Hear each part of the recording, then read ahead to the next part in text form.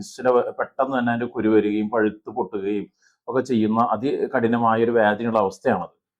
നമുക്കറിയാം ഫിസ്റ്റുല അല്ലെങ്കിൽ ഫിഷർ ഒക്കെ വന്നു കഴിയുമ്പോൾ അതിന് ചുറ്റും ഭയങ്കരമായിട്ടുള്ള നീര് വെച്ചിട്ടുണ്ടാവും. ഈ നീര് കാരണമാണ് ഇവർക്ക് അതിശക്തമായ വേദനയും അല്ലെങ്കിൽ ഈ അതിൽ ഫിസ്റ്റുലയുടെ ട്രാക്റ്റിൽ നിറഞ്ഞു നിൽക്കുന്ന പഴുപ്പ് മൂലമുണ്ടാകുന്ന പനിയും ഒക്കെ ഉണ്ടാകുന്നത്. അതുകൊണ്ട് തന്നെ നമുക്ക് ചെയ്യേണ്ട കാര്യം എന്ന് പറഞ്ഞാൽ നമുക്ക് അടുത്ത് തന്നെ നമുക്ക് ഈ ആര്യവേപ്പിന്റെ ഇല കിട്ടുകയാണെങ്കിൽ കാക്കന വേപ്പിന്റെ ഇല ഉണ്ടല്ലോ, നമുക്ക് ആര്യവേപ്പിന്റെ ഇല കിട്ടുകയാണെങ്കിൽ അത് എടുത്ത് ഒന്ന് കുറച്ച് വെള്ളം ചേർത്ത് മിക്സിയിൽ പേസ്റ്റ് ചെയ്ത് നമുക്ക് അതിന് ചുറ്റും ഫിസ്റ്റുലയുടെ ട്രാക്റ്റിന്റെ അവിടേക്ക് ഇടുകയാണെങ്കിൽ പെട്ടെന്ന് തന്നെ നീര് വലിയുന്നതാണ്.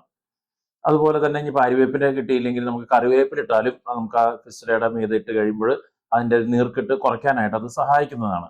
ഇനിയിപ്പോൾ ഒന്നും കിട്ടിയില്ലെങ്കിൽ ഉപ്പുവെള്ളത്തിൽ നമുക്ക് അറിയാവുന്നതാണ്, ഉപ്പുവെള്ളത്തിൽ ഇരിക്കും. പക്ഷെ ഒരിക്കലും ചൂടുവെള്ളത്തിലായിട്ട് ഇരിക്കരുത്. പഴുപ്പുള്ളപ്പോൾ നമ്മൾ ചൂടുവെള്ളത്തിലിരിക്കുന്നത് മണ്ടത്തരമാണ്. നമുക്ക് ഒന്നും മാർഗ്ഗം ഇല്ലെങ്കിൽ നമുക്ക് ഉപ്പുവെള്ളത്തിൽ ഇരിക്കാവുന്നതാണ്.